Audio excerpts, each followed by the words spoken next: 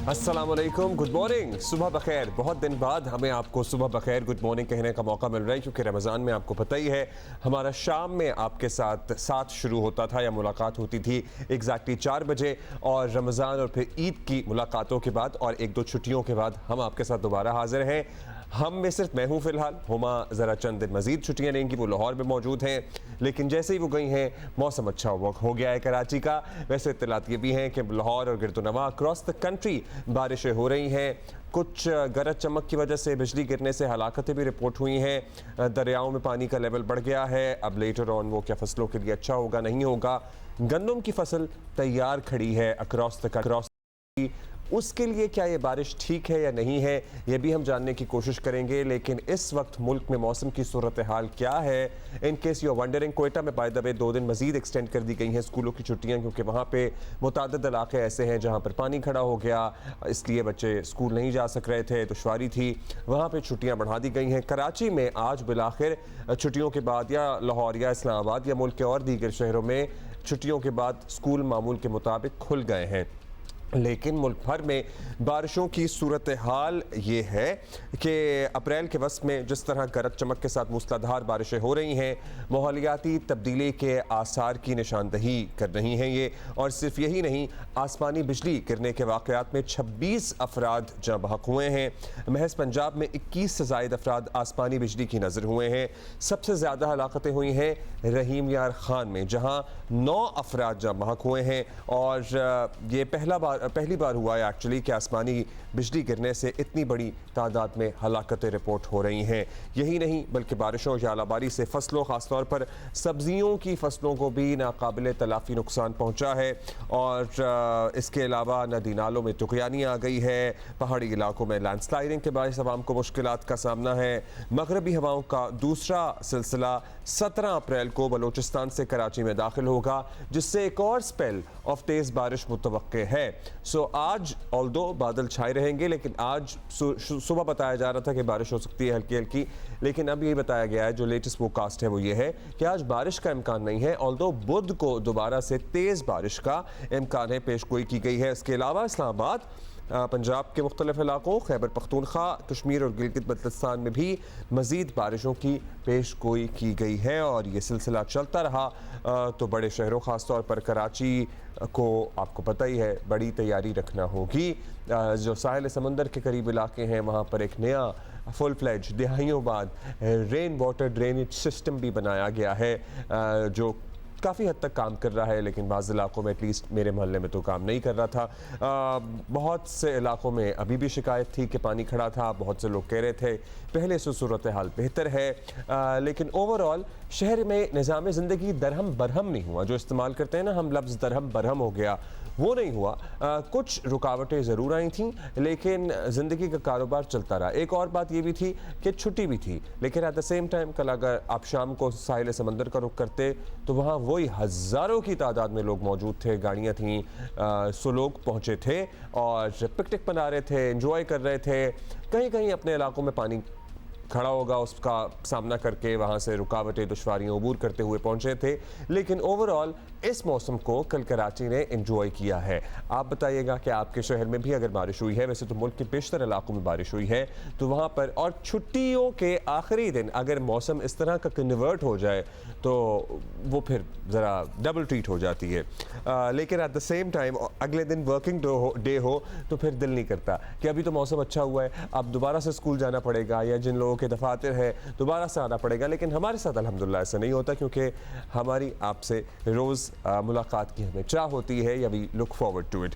सरदार सरफराज साहब chief metrologist हमारे से, उनसे ये क्या चल रहा है। सरदार साहब, सबसे पहले ये जो फिनोमेना है, हमने आपसे ईद से पहले बात की थी और आपने हमें बता दिया था कि ईद वाला जो वीकेंड होगा उस पे बारिशों की तवक्को है, और फाइनली बारिश हो गई। लेकिन बारिश क्या इतनी ही तवक्को थी? ठीक ठाक बारिश हुई है? जी जी बिल्कुल, इतनी की तवक्को थी। बहुत शुक्रिया आपका, पहले तो शुक्रिया अदा करूँ और ईद मुबारक गुज़श्ता। इतनी ही तवक्को थी कराची में, मतलब moderate type, light to moderate हम कह रहे थे। कराची की पहले बात करते हैं, तो उसमें इतनी की तवक्को थी कि 15 से 20 मिलीमीटर, और कहीं 20 से थोड़ी सी ऊपर 25-26 तक हो गई कहीं कहीं सुरजानी वगैरह में। तो इतनी की तवक्को थी कराची में, बहुत हैवी रेन की नहीं थी लेकिन मॉडरेट टाइप थी। और बलूचिस्तान में जैसे आप खुद जिक्र किया कि उसमें तो मुसलसल स्पेल चल रहा है और बहुत हैवी रेंज हुई हैं। और इसी तरह से केपी के बहुत बेशतर इलाकों में, खासकर पूरे बालाकंड डिवीजन में और उधर हज़ारा डिवीजन में, इन दोनों डिवीजन में केपी के बहुत तेज़ बारिश हुई है। हैवी स्पेल्स हुए हैं, ये अबाउट 100 मिलीमीटर तक पहुंच चुकी है। इसी तरह से बलूचिस्तान का के जनूबी जो एरियाज़ थे पश्चिमी में 90 मिलीमीटर से ऊपर, और कोयटा इटसेल्फ और गिरदोनवा में बहुत तेज़ स्पेल हुआ है। तो तवक्को तो थी बिल्कुल कि पर फोरकास्ट भी थी ईद से मेरे ख्याल में भी 2 दिन पहले, यानी जो 28 रमज़ान था उसको ये एडवाइजरी इशू कर दी गई थी हमारे इस्लामाबाद ऑफिस से कि पूरे मुल्क में ये स्पेल फैलेगा और इससे अच्छी तेज़ बारिशें मतवक्के हैं। और ज़ाहिर है जब तेज़ स्पेल होता है पहाड़ी इलाकों में, खासकर केपी के पहाड़ी इलाके और बलूचिस्तान के, और फिर उधर कश्मीर साइड पे और गिलगित बल्तिस्तान, तो आपको पता है कि पहाड़ी इलाकों में जब तेज़ बारिश होती है तो नदी नालों में लोकल जो होते हैं उसमें तूफ़ानी आती है, और फिर लैंडस्लाइडिंग का भी खदशा रहता है, जैसे कि इस दौरान भी हुआ। लेकिन एक इजाफी चीज़ ये, जैसे आपने जिक्र किया कि लाइटनिंग बहुत ज़्यादा हुई इस दफ़ा, हलाकतें भी हुई हैं उसकी वजह से बहुत ज़्यादा। बिल्कुल। अच्छा सरदार साहब, ये अप्रैल के वस्त में बारिशें होना और इस तरह से अक्रॉस द कंट्री तूलो अर्ज़ में बारिश होना, ये नया फिनोमेना है? क्लाइमेट चेंज को मोरद इल्ज़ाम ठहराएं या होता ही है, कभी थोड़े साल बाद हो जाता है? देखिए कुछ साल बाद तो हो जाता है। कराची में भी अगर हम अप्रैल की रिकॉर्ड देखें ना, तो 1985 में इससे ज़्यादा बारिश हुई थी कराची में एक दिन में, मेरे ख्याल में 35 मिलीमीटर हो गई थी। और इसी तरह से कुछ पुराना रिकॉर्ड अप्रैल का इससे ज़्यादा का है। तो आने कभी कभी कुछ चंद सालों बाद हो जाता है। तो एकदम जो है ना, किसी एक सिंगल इवेंट को क्लाइमेट चेंज से मतलब एट्रीब्यूट करना और उससे मुंसलिक करना कोई ऐसी, लेकिन आपको पता ही है मुल्क के ज़्यादातर इलाकों में इस वक्त गंदम की फसल तैयार है, सो किसान थोड़े परेशान तो होंगे ही। क्या ये बारिशों का सिलसिला मज़ीद होगा, क्योंकि तैयार फसल पे तो बारिश अच्छी नहीं होती गंदम की?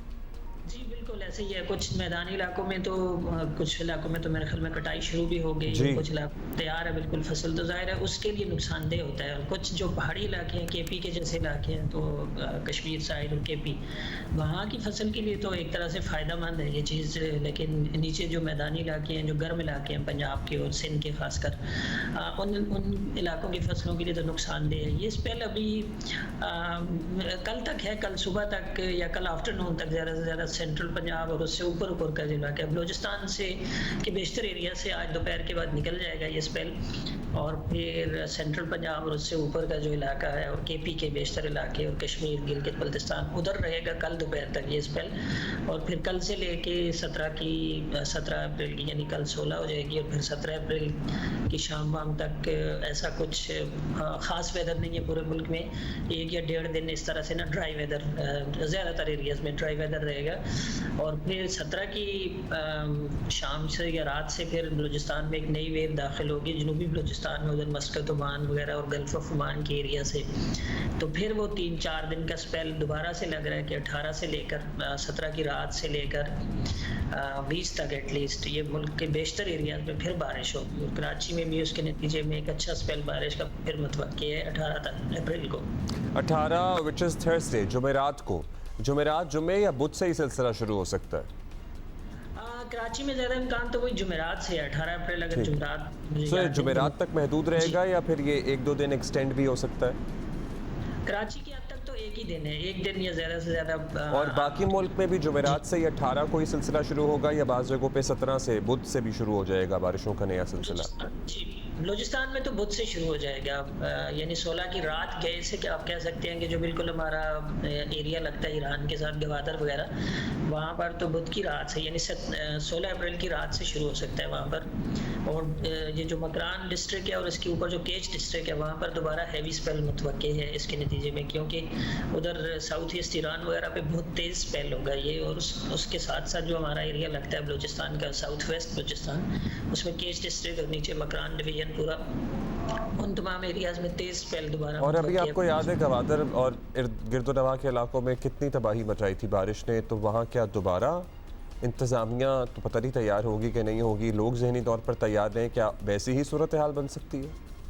जी, बिल्कुल तैयार रहना चाहिए, इसलिए कि अगर गवादर इटसेल्फ में अगर बहुत ज़्यादा तेज़ नहीं है, मतलब तेज़ कितनी कि 50-60 मिलीमीटर, तो मेरे ख्याल में इतनी आप एक्सपेक्ट कर सकते हैं, इतनी हो सकती है एक ही स्पेल में ना। तो ज़ाहिर है इतनी एक स्पेल में इतनी बारिश हो जाए, कोई 1-8 घंटे में इतनी हो जाए, तो फिर आपको पता है संभालना मुश्किल हो जाता है हमारे शहरों में। लेकिन उससे ऊपर जो केश डिस्ट्रिक्ट है, जो तुर्बत, पंजगूर और ये जो एरिया है, उससे जो मलिका एरिया है, तो वहाँ पर ज़ाहिर है अगर अराउंड 100 मिलीमीटर, 80 से 100 मिलीमीटर बारिश होगी चंद घंटों में, तो फिर उसका पानी भी नीचे गवादर वगैरह की तरफ ही आता है, तो जाहिर है वो फिर एक तरह से फ्लैश फ्लडिंग की सूरत हाल तो पैदा हो सकती है वहाँ पर। ठीक है जी। अब एक सवाल जो पता नहीं, it's a little too early to ask you और नॉट, क्योंकि हमसे बहुत लोग पूछ रहे हैं भाई इस मरतबा बहुत ज़्यादा गर्मी पड़ेगी, मामूल से ज़्यादा पड़ेगी, especially those who have to travel from other countries, America या कनाडा या दीगर मुल्कों से जिन्होंने गर्मियों की छुट्टियों में आना होता है, तो ज़रूर पूछ रहे हैं कि भाई इस दफ़ा क्या बहुत गर्मी पड़ने की खबरें हैं। मैंने कहा गर्मी में तो गर्मी पड़ती है, लेकिन सरदार साहब आप चूँकि हैं मौजूद तो बता दें कि क्या इस दफ़ा मामूल से ज़्यादा गर्मी पड़ेगी? देखिए, कोई जैसे अगर आपको याद हो 2022 में बहुत ज़्यादा गर्मी पड़ी थी, तो मार्च से ऑनवर्ड शुरू हो गई थी और फिर जून के वस्त तक, यानी तकरीबन 3 महीने इस दफ़ा उस तरह की सूरत हाल नहीं है, उतनी बहुत ज़्यादा गर्मी नहीं दिखाई दे रही इस वजह से कि बारिशें अच्छी चल रही हैं। मार्च भी आपको मालूम है कि सरप्लस गया है, तो मार्च में बिल्कुल गर्मी नहीं रही एवरेज, बल्कि टेम्परेचर मामूल से कदरे कम रही थी मार्च में। इसी तरह अप्रैल में भी, यानी 20-21 अप्रैल तक या 22 अप्रैल तक में, तो ये जो बारिशों का स्पेल चल रहा है, तो अभी तक तो गर्मी बिल्कुल नहीं पड़ी है। तो आखिरी हफ्ता जो होगा अप्रैल का, वो ड्राई होता हुआ दिखाई दे रहा है, ड्राई जाता हुआ दिखाई दे रहा है, तो उसमें डिस्पेंस गर्मी पड़ सकती है। अब रह गया आपका मई और जून 2 महीने, तो जून के वक्त से फिर आपको पता है कि इम्कान होता है मानसून की, प्री मानसून बारिशों के शुरू होने का, तो मई और 10-15 दिन जून के, तो मेरे ख्याल में गर्मी होगी, तो लाजमी ज़ाहिर है गर्मियों के दिनों में गर्मी होगी, लेकिन बहुत ज़्यादा एक्स्ट्रा ऑर्डिनरी जो वार्मिंग है वो नहीं होगी। हाँ, मामूल से टेम्परेचर मई में तो ज़ाहिर है आपको पता है ज़्यादा होते हैं, तो लेकिन उतनी कोई उस तरह की नहीं है कि गैर मामूली गर्मी पड़े। ऑल राइट, बहुत शुक्रिया आपका, thank you Sardar Sarfaraz. So all those वो वरिड कि भाई इस दफ़ा को बहुत ज़्यादा मामूली नहीं है, इस दफ़ा गैर मामूली गर्मी पड़ती नज़र नहीं आ रही है, क्योंकि आपके सामने ही है मार्च का महीना अक्रॉस द कंट्री कितना खुशगवार गुजरा है, फिर अप्रैल के वस्त तक हम आ गए हैं, ऐसी कोई शदीद बिलबिलाती गर्मी नहीं पड़ी है। हालांकि जहाँ पड़ती है वहाँ अप्रैल में भी शदीद गर्मी पड़ना शुरू हो जाती है। अभी बारिशें चल रही हैं, 2 दिन का गैप आएगा, फिर बारिशें शुरू हो जाएंगी, मई में गर्मी पड़ेगी, फिर जून के वक्त से दोबारा से प्री मानसून बारिशों का सिलसिला शुरू हो जाएगा। So it's not gonna be that bad. अभी हम कराची की सूरत हाल मालूम करेंगे और उनीबा ज़मीर शाह होंगी हमारे साथ, उनसे मालूम करते हैं कि वो कहाँ है मौजूद। और उनीबा, बड़ा अच्छा मौसम है, कल तो बारिश होती रही, आज बादल हैं, और क्या देख रही हैं इर्द गिर्द? कोई कहीं सड़कों पे पानी वगैरह खड़ा नज़र आया? आज तो कारोबार ज़िंदगी भी बहाल हुआ है ना छुट्टियों के बाद, तो सब लोग निकले भी हुए हैं घर से। अब्दुल्ला, मैं आपसे अपना एक्सपीरियंस शेयर करती हूँ। नॉर्मली जब बारिश होती है तो हम कराची में बारिश में बिल्कुल भी बाहर निकलना पसंद नहीं करते, क्योंकि आपको पता है कि सड़कों की जो सूरत हाल होती है, जान जोखों में डालने का काम होता है कराची में कहीं आप घूमने जाएं। लेकिन कल क्योंकि छुट्टी थी तो हमने सोचा कि क्यों ना, और बारिश भी इतनी शिद्दत की नहीं थी, मॉडरेट शिद्दत की बारिश हो रही थी, तो हमने सोचा क्यों ना आज कराची में लॉन्ग ड्राइव पर जाया जाए। बारिश बहुत हसीन थी। हमने मलिक कैंट से सफ़र शुरू किया और हम 2 दरिया तक गए। ओवरऑल शहर की जो सूरत हाल थी वो बहुत बेहतर थी। शार फैसल बिल्कुल क्लियर था। समंदर के पास गए, वहाँ पर थोड़ी हमें टूट फूट नज़र आई, जगह जगह रेत के टीले बने हुए थे, लोगों को जो समंदर के पास जाने में काफ़ी मुश्किलात हो रही थी। लेकिन जो रोड की सूरत हाल हम आपको बताएं तो वो बहुत ज़्यादा साफ़ थे, बहुत स्मूथ थे, कोई कहीं ट्रैफिक जैम हमें नहीं मिला। उसके बाद हम लोग बंस रोड गए, वहाँ पर भी हालांकि आपको पता है कितना ट्रैफिक जैम होता है, लेकिन क्योंकि छुट्टी थी तो इतनी तो गाड़ियाँ नहीं थी, लेकिन सिचुएशन वहाँ पर भी क्लियर थी। आज भी शहर की सूरत हाल काफ़ी बेहतर है। अगर हम ये कहें कि बारिश भी उस शिद्दत की नहीं हुई जो हमने पिछले सालों में देखी थी, जिसमें लोग फंस गए थे, क्योंकि वो 1 घंटे में कई मिलीमीटर, 50 मिलीमीटर से ज़्यादा बारिश हुई थी। कल ज़्यादा से ज़्यादा जो सुरजानी में हुई वो 34 मिलीमीटर बारिश हुई। ये मुतदिल शिद्दत की बारिश होती है, तो सूरत हाल काफ़ी कंट्रोल में रही। इस वक्त भी एयरपोर्ट के इलाके या मलिर के इलाके हम आपको अगर दिखाएं तो काफ़ी ज़्यादा साफ़ हैं। यहाँ पर कहीं पर भी पानी जमा नहीं है। गो के गली मोहल्लों में थोड़ा बहुत पानी जमा है, लेकिन सड़कों की सूरत हाल काफ़ी बेहतर है। इस वक्त मतलब साफ़ है, लेकिन बारिश के बाद थोड़ा बहुत इस वक्त मतलब अबर आलूद है, और बारिश के बाद जो थोड़ा बहुत हब्स महसूस किया जाता है वो महसूस किया जा रहा है, क्योंकि समंदरी हवाएं भी अच्छी नहीं चल रही। वो कि सिस्टम आगे निकल चुका है, लेकिन कहा जा रहा है कि आज भी बूंदाबांदी कहीं कहीं पर हो सकती है। जबकि सरदार सरफराज साहब ने आपको बताया कि एक और मगरबी हवाओं का सिलसिला बलूचिस्तान के रास्ते पाकिस्तान में दाखिल होगा। तो कराची वाले तैयार रहे, क्योंकि 18 और 19 अप्रैल को कहा जा रहा है कि कराची में बारिश होगी, और ये जो दूसरा सिस्टम होगा इस सिस्टम के मुकाबले में मजबूत होगा, और इस सिस्टम के ज़ेर असर ज़्यादा तेज़ बारिशों का इम्कान रहेगा। और इस सिस्टम में आपने देखा कि कराची में भी बिजली गिरने का वाक़या हुआ। कल आपकी नज़र से गुजरा होगा कि नया नाज़िमाबाद ब्लॉक सी में एक घर पर बिजली गिरी थी, और वहाँ पर नुकसान भी हुआ था। उनके जो वायरिंग थी और जो मीटर थे वो जल गए थे, और खुशकिस्मती से कोई जानी नुकसान नहीं हुआ। तो हम आपको ये पहले से बताते चले कि जो दूसरा सिस्टम आएगा वो पहले सिस्टम के मुकाबले में मजबूत होगा। इस दौरान आप मोहतात रहें, क्योंकि क्लाइमेट चेंज है। आमतौर पर जो अप्रैल के महीने हैं ये खुश्क रहते हैं, यहाँ पर बारिश नहीं होती। अगर आप चूँकि देखती हैं इन मामलात को, ज़रा हमारी मदद करें सबकी। बिजली जब गिर रही हो तो क्या कोई एहतियात बरती जा सकती है कि इस तरह के हादसे का आप शिकार ना हो, या कुछ नहीं किया जा सकता, बस अंदर घर में छुप कर बैठा जा सकता है? क्योंकि it was a lot of thunder in the storm yesterday as well. So क्या हम करें?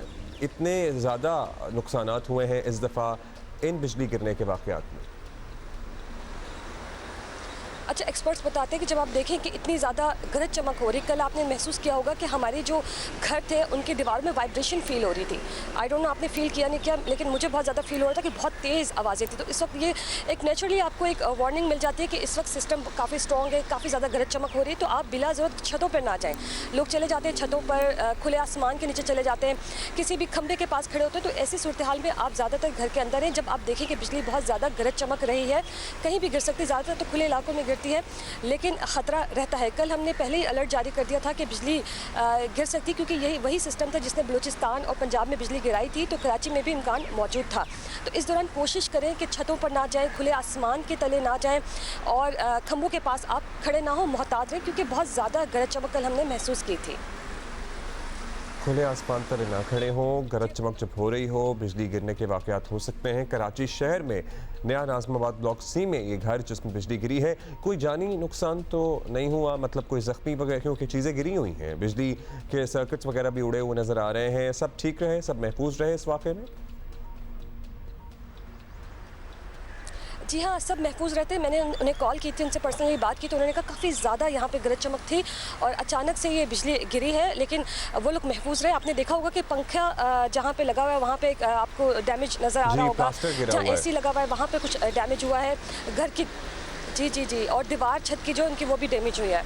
आसपास का भी हमने सुना कि इनके मीटर्स भी जले, और आसपास कोई एक घर है उनके भी मीटर जल गए इस बिजली गिरने के बाद, और काफ़ी ज़्यादा तेज़ आवाज़ थी। बहुत शुक्रिया। ज़ाहिर है खौफ तो बच्चों के जहन में, और बच्चे क्या बड़े भी वैसे ही बिजली कड़कने इतनी हैबतनाक होती है, खौफनाक होती है कि वो बिजली आपको ख़ुद मुतासर कर दे, आपके घर पे गिर जाए तो वो तो खौफ कुछ दिन में ही जाता है। बट थैंक गॉड कि यहाँ पर जानी नुकसान नहीं हुआ। बट अदरवाइज़ मुल्क में महज पंजाब में 21 अफराद जाँ बहक हुए हैं मुख्तलिफ वाक़यात पर, जिसमें बिजली गिरने के वाक़यात भी शामिल हैं।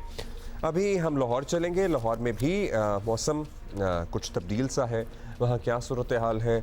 दुआ मिर्ज़ा हमारे साथ मौजूद हैं, वो बताएंगी कि वो कहाँ हैं और क्या देख रही हैं। जी दुआ। जी, ईद की छुट्टियों के बाद आज पहला वर्किंग डे है, तो अगर आपके काम का बहुत स्ट्रेस हो आज, क्योंकि मंडे है और हमेशा से ही मुश्किल होता है, महकमा मौसमियात के मुताबिक आज आपका मूड लाहौर का मौसम ऑफ होने नहीं देगा, क्योंकि पूरा दिन लाहौर का मौसम जुज़वी तौर पर अबर आलूद रहेगा। इसके साथ साथ कई इलाकों में हल्की और कहीं तेज तूफानी बारिश की पेशेनगोई भी है। 11 अप्रैल से शुरू होने वाला बारिशों का ये स्पेल आज खत्म हो जाएगा और आज पूरा दिन लाहौर में बारिश रहेगी, लेकिन कल से मौसम खुश्क और मरबूत रहने का ही इम्कान है। इसलिए आज मौसम से भरपूर फायदा उठा लें, और आज आपका स्ट्रिक्ट मंडे होने वाला नहीं है, क्योंकि आज स्कूल भी खुल गए, दफातर भी खुल गए, हम वापस रूटीन पे आ गए एक लॉन्ग वीकेंड के बाद। तो आज का मौसम तो बड़ा अच्छा है, इसलिए अगर आप ऑफिस या कॉलेज जा रहे हैं, स्कूल जा रहे हैं, तो छतरी लेके जाना मत भूलिए, क्योंकि आज तेज बारिश की पेशेनगोई की है। हवा भी पूरा दिन चलती रहेगी और जुज़वी तौर पर अबर आलूद भी रहेगा। आज सूरज तो आंख मचोली करता रहेगा बादलों के साथ, लेकिन कल अपनी आबोताब से चमकेगा, और कल का जो टेम्परेचर है वो एक्सपेक्ट किया जा रहा है कि 32 डिग्री से 35 डिग्री तक भी जाने का इम्कान है। थैंक यू दुआ for updating us from Lahore. भाई लाहौर वालों, आज वर्किंग डे है। इतनी छुट्टियों के बाद वर्किंग डे दोबारा से शुरू करना, एज इन काम पर जाना या स्कूल जाना, कॉलेज जाना, यूनिवर्सिटी जाना, बहुत से लोगों को अच्छा नहीं भी लगता, लेकिन वरी नॉट, आज मौसम बड़ा अच्छा है। सो आप मौसम एंजॉय करने की गर्ज से ही, अपने दोस्तों की मिलने की गर्ज से, आप घर से वैसे ही बाहर निकलने की गर्ज से जाएंगे तो you would have a good day. And if you watching us right now, you already have a good day, at least a good start to the day. So अभी हम जाएंगे आरिफ उर्फी के पास और वो हमें आज़ाद कश्मीर की सूरत हाल बताएंगे, क्योंकि मुजफ्फराबाद की प्रिसाइसली, क्योंकि जब इन इलाकों में बारिश होती है तो नदी नालों में तुग़यानी होती है, फिर लैंडस्लाइडिंग का खदशा हो जाता है। सो आरिफ उर्फी हमें बताएंगे कि अभी वहाँ क्या अपडेट है। जी आरिफ। आज़ाद कश्मीर के दारुल हुकूमत मुजफ्फराबाद समेत आज़ाद कश्मीर के बालाई, शिमाली और वस्ती इज़लाम में बारिश का आज तीसरा रोज़ है। मुख्तलिफ इलाकों में वक्फे वक्फे के साथ कहीं तेज़ और कहीं हल्की बारिश का सिलसिला जारी है। मुसलसल बारिश की वजह से जाती सर्दियाँ लौट आई हैं और इस वक्त मौसम बड़ी हद तक ठंडा ठार हो चुका है। खुसूसन वादी नीलम और मुजफ्फराबाद का जो दर्जा हरारत है वो इस वक्त नवंबर और दिसंबर की सूरत हाल को पेश कर रहा है। सूरत हाल ये है कि बालाई इलाकों में सयाहों की बड़ी तादाद इस वक्त मौजूद है। वादी नीलम में, इसी तरह डिस्ट्रिक्ट पुंछ में और डिस्ट्रिक्ट बाग के सयाहती मकामात के ऊपर भी बड़ी तादाद में सयाह मौजूद हैं और बारिश की वजह से सयाहों को भी मुश्किलात का सामना है।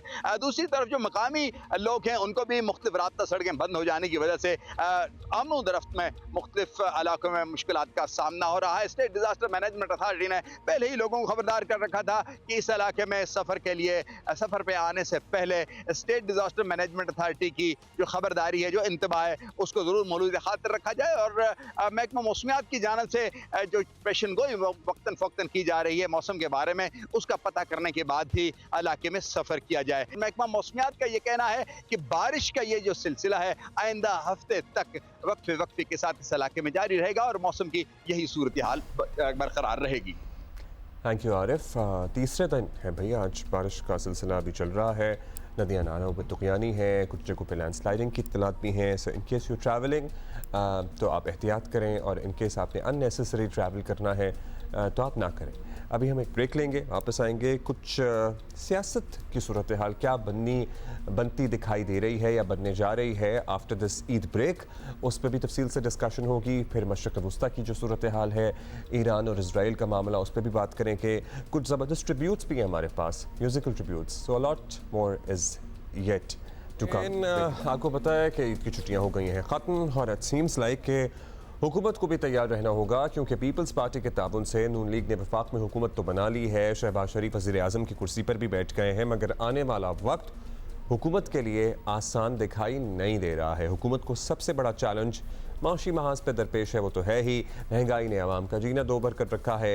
एशियाई तरक्याती बैंक की ताज़ा रिपोर्ट के मुताबिक पाकिस्तान में रमा साल महंगाई की शरह 25%, जबकि इकनॉमिक ग्रोथ खित्ते में सबसे कम यानी 8.9% रहेगी। ऐसे में महंगाई कम होने के हुकूमती दावे पूरे होते दिखाई नहीं दे रहे हैं।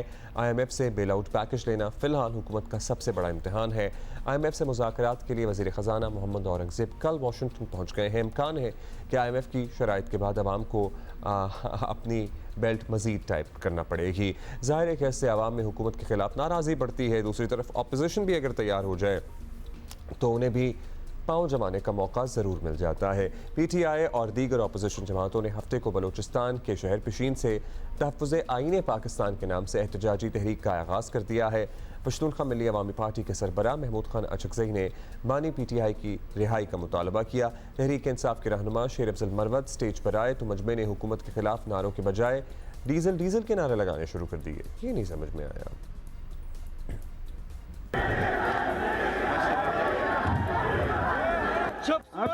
अभी डीजल के साथ अब ये नारे न लगाओ, हमारी बातचीत चल रही है। ये तारीखी जलसा ये इज़हार है एस्टेब्लिशमेंट की इस नाजायज हुकूमत के खिलाफ। सुनो बलूचिस्तान के लोगों, पूरे पाकिस्तान पे अथॉरिटेरियन रिजीम काबिज है। शहबाज साहब ठीक है, हम इकट्ठे रहे हैं साथ में। वोट को इज्जत दो बेहतरीन स्लोगन था। आप और आपके साथियों ने जो कुछ शुरू कर रखा है। इमरान जो भी था कल, आज वो पार्लियामेंट का सबसे मजबूत पार्टी का रहबर है। ये उसका हक बनता है, इस पार्लियामेंट की जिम्मेवारी बनती है कि वो एक रेजोल्यूशन के जरिए इमरान और उनके साथियों पे जो केसेस हैं वो विड्रॉ करें। ये भी होता रहा। उसके अलावा वैसे बड़ी हिम्मत है, बड़ी दाद देनी चाहिए इन लीडरान को, उन कारकुनों को जो ईद की छुट्टियों में अपने रिश्तेदारों के यहाँ जाने के बजाय इन जलसों में आ रहे हैं। पीटीआई के मरकज़ी जनरल सेक्रेटरी उमर अयूब ने कल क्वेटा में प्रेस कॉन्फ्रेंस भी की और इस बात का यादा उन्होंने किया कि जो तहफ़्फ़ुज़ पाकिस्तान की तहरीक है ये मौजूदा हुकूमत को ख़त्म करके छोड़ देगी। ये तहरीक का क्या है, देखिए एक एवलांच पहाड़ी सिलसिलों में होता है कि ऊपर से बर्फ़ का तोता आके गिरता है और वो एकदम शुरू हो जाता है, मतलब छोटा सा पीस होता है वो स्पीड गेन करता है और बहुत बड़ा पहाड़ नीचे आ जाता है। इस तहरीक ने इस हुकूमत को अपनी जद में लेके पाश पाश कर दे रहे हैं। ये हुकूमत जो है ये बैसाखियों पे, फॉर्म 47 की बैसाखियों पे खड़ी है और ये हुक्मरान जो है सो कॉल्ड हुक्मरान, ये लोग रेत के पहाड़ पे हैं। अपोजिशन की एहतजाजी तहरीक अपनी जगह परेशान कौन सही, लेकिन हुकूमत के लिए इससे भी ज़्यादा परेशानी की बात यह है कि जजेस के ख़त के मामले में अब नवाज शरीफ अपनी ही हुकूमत के खिलाफ खड़े होते नज़र आ रहे हैं। मियाँ साहब जजेस के इल्ज़ामात और तहफ़्फ़ुज़ात की तस्दीक कर रहे हैं कि अदलिया में बैरूनी मुदाखलत होती है।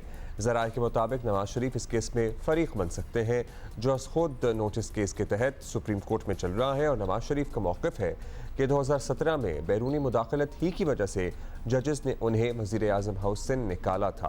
वफाकी हुकूमत 6 जजेस के इल्ज़ामात को दुरुस्त मानने से इनकार कर चुकी है और वफाकी हुकूमत किसकी है? नवाज शरीफ के अपने सगे भाई की। मौशी और सियासी चैलेंजेस से निपटने वाले वज़ीर आज़म शहबाज शरीफ के सामने कहीं और से नहीं अपने ही क़ायद की तरफ से एक नया चैलेंज सर उठाता नज़र आ रहा है। वो अदालत में वफाकी हुकूमत के मौक़िफ़ के साथ खड़े होंगे या अपने भाई और पार्टी क़ायद नवाज शरीफ के साथ? कोहें और काएँ वाली सिचुएशन होगी लिटरली। अब क्या बनता है ये तो वक्त बताएगा। दिलचस्प बात यह भी है कि जिन पर अदालती उमूर में मुदाखलत का इल्ज़ाम है उन्हें नाराज़ करना भी शहबाज शरीफ अफोर्ड नहीं कर सकते हैं और ना उनकी ऐसी किसी भी किस्म की सियासी तारीख़ है। राना सनाउल्लाह हमारे साथ मौजूद हैं, उनसे ज़रा बात करते हैं। सीनियर रहनुमा है PMLN के क्या हो सकता है? राना साहब, तहरीक इंसाफ ने सबसे पहले तो ये बताइए, बहुत सी जमातों को इकट्ठा कर लिया है, एक इम्प्रेसिव शो भी कर लिया बलूचिस्तान में, हुकूमत मुखालिफ मुहिम का आगाज़ कर दिया है। आपके ख्याल में कैसे हैंडल करना चाहिए PMLN को, बरसर इक़्तिदार इत्तेहादी हुकूमत को, इस सिचुएशन को? देखें, ये तहरीक इंसाफ ने बहुत सी जमातों को तो खैर इकट्ठा नहीं कर सकी वो, उसमें बलूचिस्तान की जो नेशनलिस्ट क़यादत है वो ज़रूर है।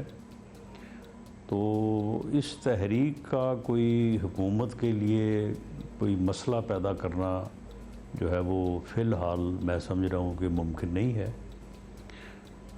लेकिन अपोजिशन को इंगेज किया जाना चाहिए और जमहूरियत में ये चीज़ एक बुनियादी अहमियत की हमल है। तो वो जो मुतालबात सामने लाएँ, उन मुतालबात के ऊपर हुकूमत ज़रूर उनको इंगेज करेगी, उनके ऊपर जो है वो बात करेगी। लेकिन ये तहरीक जो है वो कोई ऐसी सूरत हाल पैदा करने में कामयाब नहीं होगी कि जो जिसे कहा जा सके कि वो गवर्नमेंट वो डिस्टर्ब कर सके। राना साहब, तहरीक इंसाफ को उम्मीद है कि इनकी जो नई तहफ़्फ़ुज़ आइन मूवमेंट है ये मौलाना फजलुर रहमान भी जल्द ज्वाइन कर लेंगे।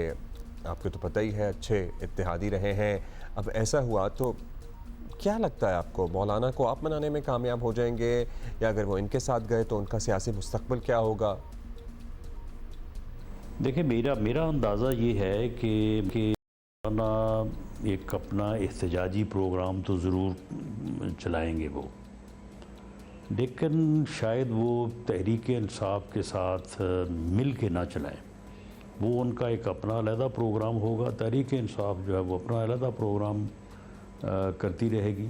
तो ये दोनों एहतजाज जो है वो साथ साथ ज़रूर चलते रहेंगे, लेकिन इनका आपस में इकट्ठा होना जो है वो मैं जो है वो नहीं देख रहा कि ये आपस में मिल के कोई ये तरीक।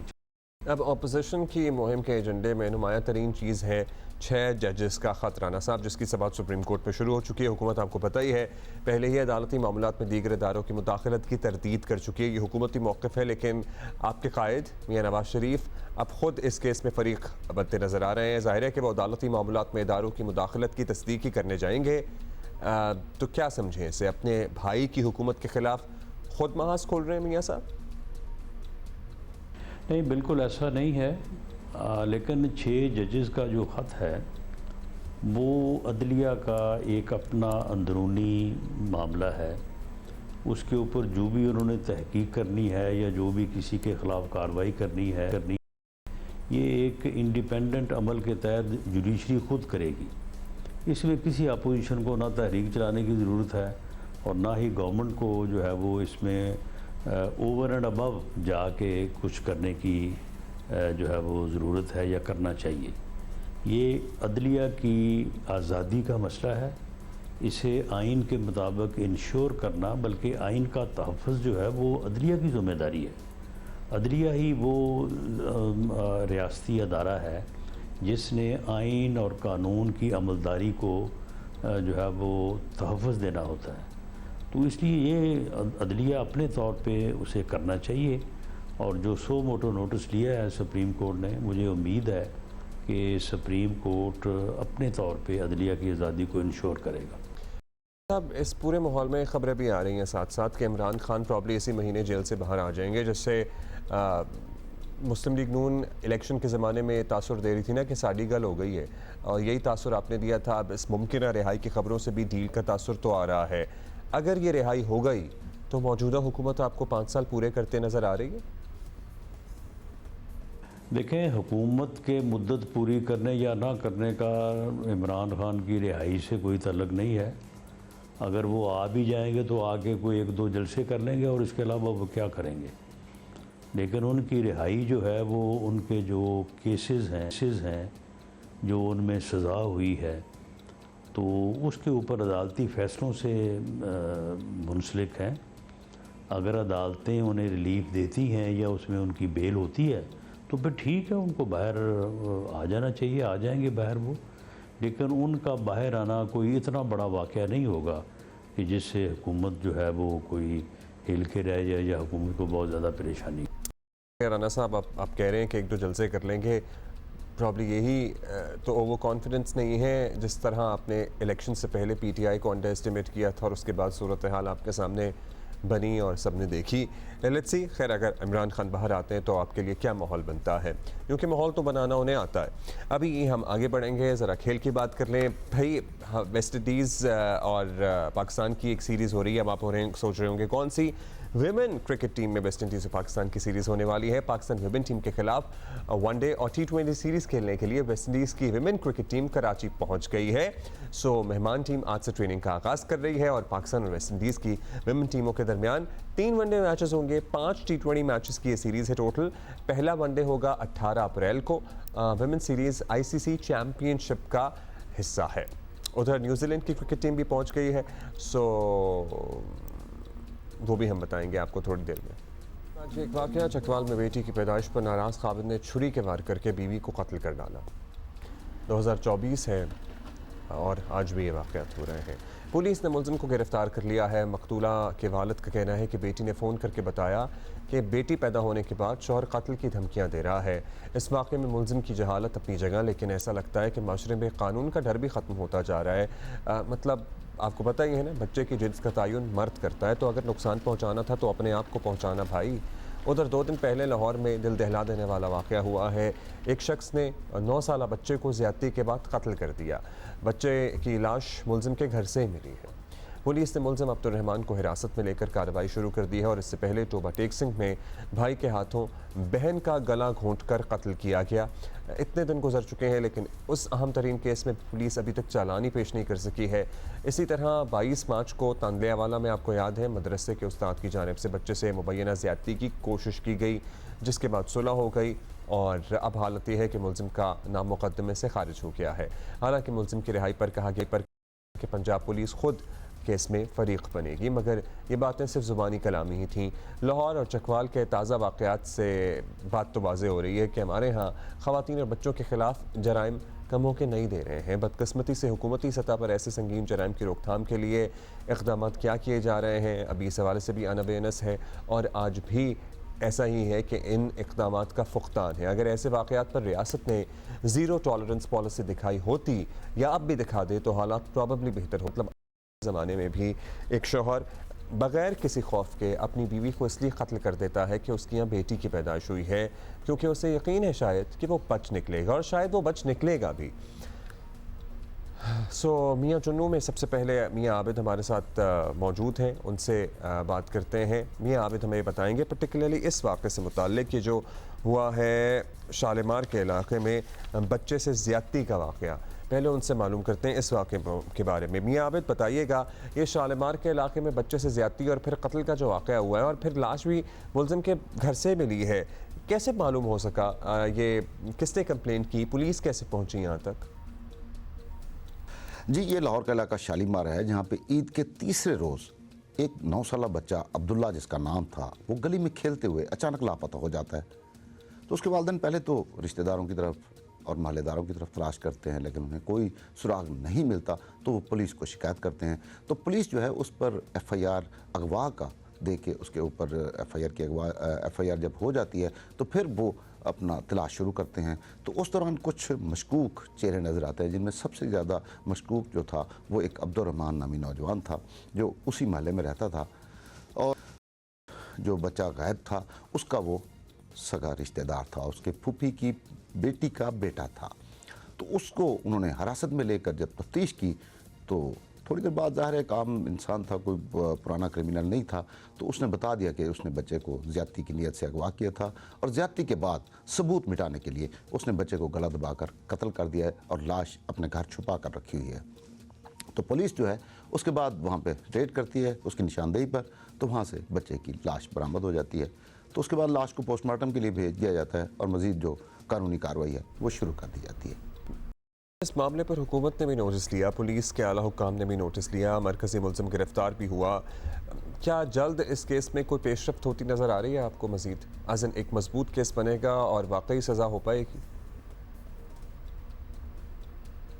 जी, ये एक बहुत बड़ा आलमी है कि हुकूमत और आला हुकाम जो पुलिस के हैं वो नोटिस तो ले लेते हैं, लेकिन अमल दरामद बहुत कम देखने में नज़र आता है।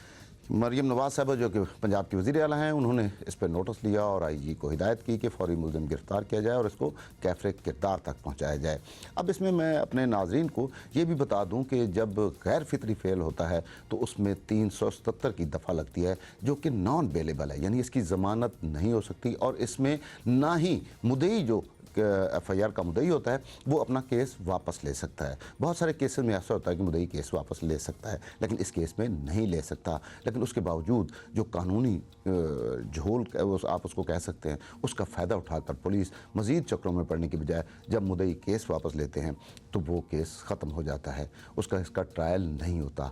लेकिन इस केस में चूँकि अब नोटिस तो ले चुके हैं और कोशिश भी कर रहे हैं कि इसको कैफ़रे किरदार तक पहुँचाया जाए, तो अब देखते हैं कि पुलिस माजी से हट कर ऐसा कोई इक़दाम उठाती है कि ऐसा चालान पेश किया जाए और मुद्दई के कहने के बावजूद भी मुकदमा वापस ना लिया जाए, तो फिर उस शख्स को हम देखेंगे कि वो कैफ़रे किरदार तक पहुँचेगा।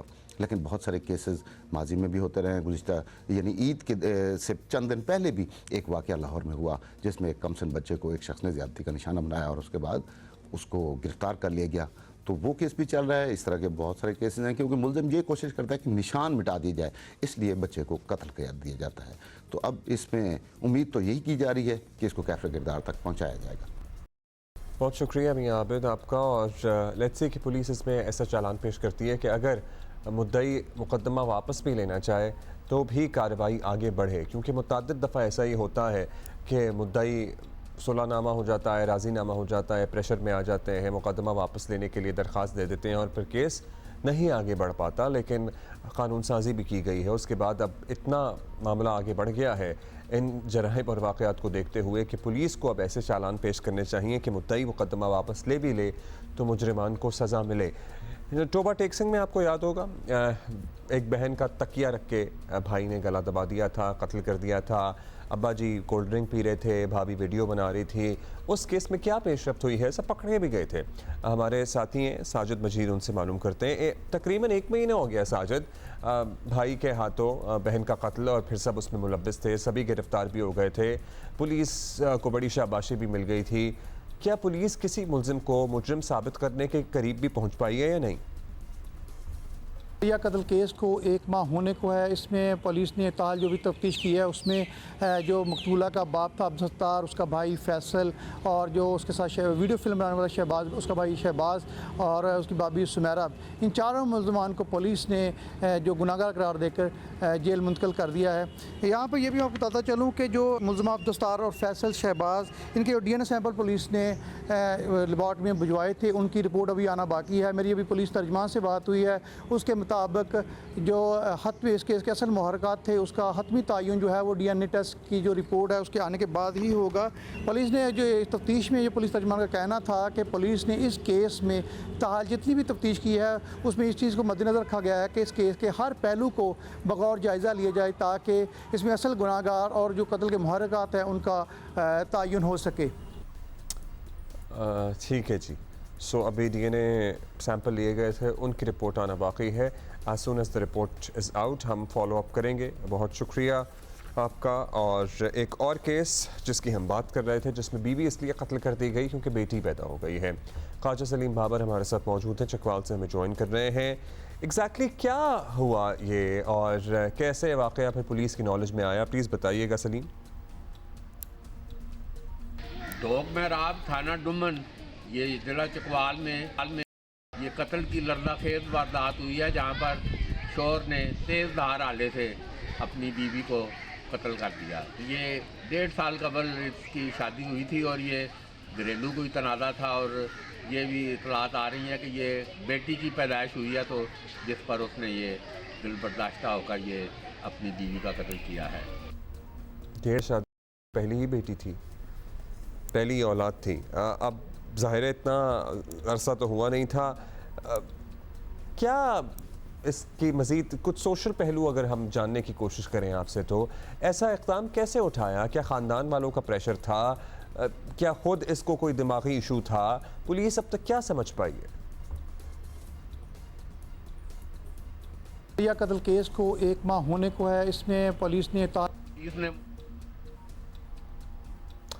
ये बताइएगा सलीम, अगर आपको आवाज़ आ रही है, कि इसमें क्या और फैक्टर्स सामने आए हैं? क्या ख़ानदान वालों का, घर वालों के प्रेशर में आके इसने ये कदम उठाया या अपना इसका कोई दिमागी मसला चल रहा था? पुलिस क्या गेज कर पाई है अब तक?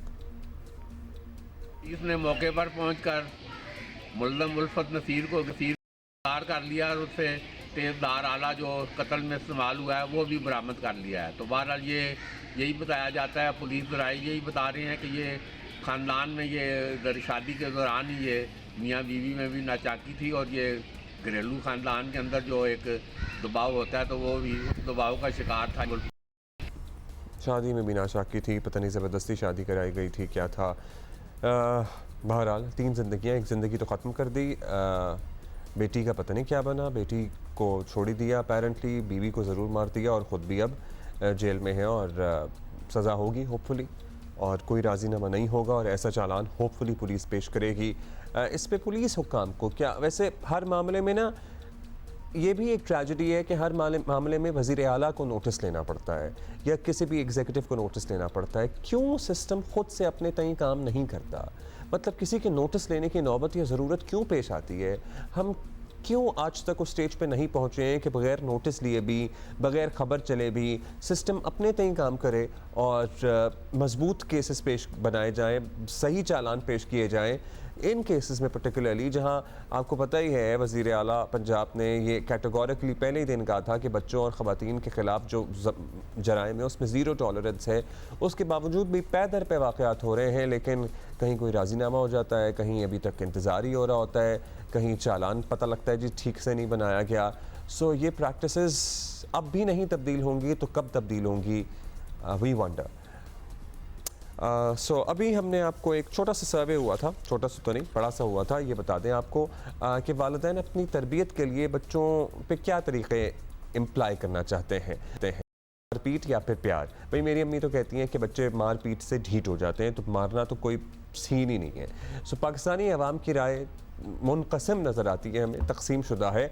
48% ने, विच इज़ अ गुड परसेंटेज, 48% ने बच्चों पर हाथ उठाने की शदीद मुखालफत की है, किसी भी सूरत में मारने को गलत करार दिया है। ऑल्दो 44% ने तरबियत की खातिर बच्चों को मारने को दुरुस्त करार दिया है। वैसे ये भी बहुत बड़ी परसेंटेज है, 44% अभी भी बच्चों को की मारपीट पे यकीन रखती है। बाकी कुछ ने कहा था जी हमें नहीं पता, 6% पाकिस्तानियों ने कहा जी ज़रा मार लगाने की हिमायत नहीं की, मुखालफत भी नहीं की। सो उन्होंने कहा जी खुद ही देख लें सिचुएशन को देख के, बट कभी भी किसी भी मसले का हल नहीं है। मशरिक़ वस्ता की सूरत हाल पर बात करेंगे। ईरान के इजराइल पर हमले के बाद पूरे खत्ते में हालात कशीदा हैं। अगरचे ईरान ने हमलों के बाद ऑपरेशन ख़त्म करने का ऐलान कर दिया है, मगर दोनों अतराफ से धमकी आमेज़ बयानात का सिलसिला जारी है। इजराइल की जंगी काबीना का इजलास भी हुआ है, जिसमें उन्होंने कहा है कि हम तो अब रिटालिएट करेंगे, अब एक और सीरीज़ ऑफ इवेंट होगा जिसमें इजराइल बदला लेगा। तो फिर क्या ईरान दोबारा बदला लेगा, फिर इजराइल बदला लेगा, फिर बदला दर बदला ये चलता रहेगा। ये देखने की बात है। क़दरे हौसला अफजा ऑल्दो पहलू ये है कि नाटो, अक़वाम मुत्तहिदा, रूस, चीन समेत बेशतर मुल्कों ने फ़रीक़ैन से तहम्मुल का, पूरी दुनिया ने अलगर्ज़ तहम्मुल का मुज़ाहरा करने पर जोर दिया है। पाकिस्तान भी सूरत हाल को तशवीश की निगाह से देख रहा है। दफ्तर ख़ारजा के तर्जुमान के मुताबिक ताज़ा वाक़यात सिफारतकारी की नाकामी का मज़हर है। अगरचे अमरीका समेत यूरोपीय मुल्क ईरानी हमलों की मजम्मत कर रहे हैं, लेकिन इसराइल को माजी की तरह वो अंधी सपोर्ट भी नहीं मिल रही है जिसका वो आदी रहा है। लेकिन ये जो हमला नाकाम बनाया है, एक तो बहुत महंगा पड़ा है इसराइल को, फिर इसमें अमरीकी, बरतानवी और जोर्डानियन सपोर्ट भी शामिल थी। अमरीकी सदर जो बाइडन ने इसराइल को साफ कह दिया है कि अमरीका ईरान के खिलाफ जारहाना कार्रवाइयों का बराह रास्त हिस्सा नहीं बनेगा। हमसाय मुल्क होने के नाते पाकिस्तान को भी तशवीश है, और तशवीश हमारी बेजा भी नहीं है।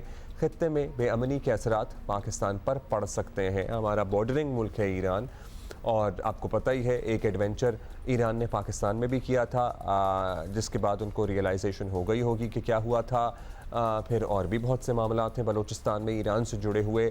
बहरहाल पाक अमरीका ताल्लुकात भी अपनी जगह अहम है, IMF का प्रोग्राम भी है, खित्ते की बिगड़ती सूरत हाल भी है। पाकिस्तान को सिफारती सतह पर बहुत ही दानिशमंदी का मुसाहरा करना होगा, तवाज़ुन के साथ आगे बढ़ना होगा।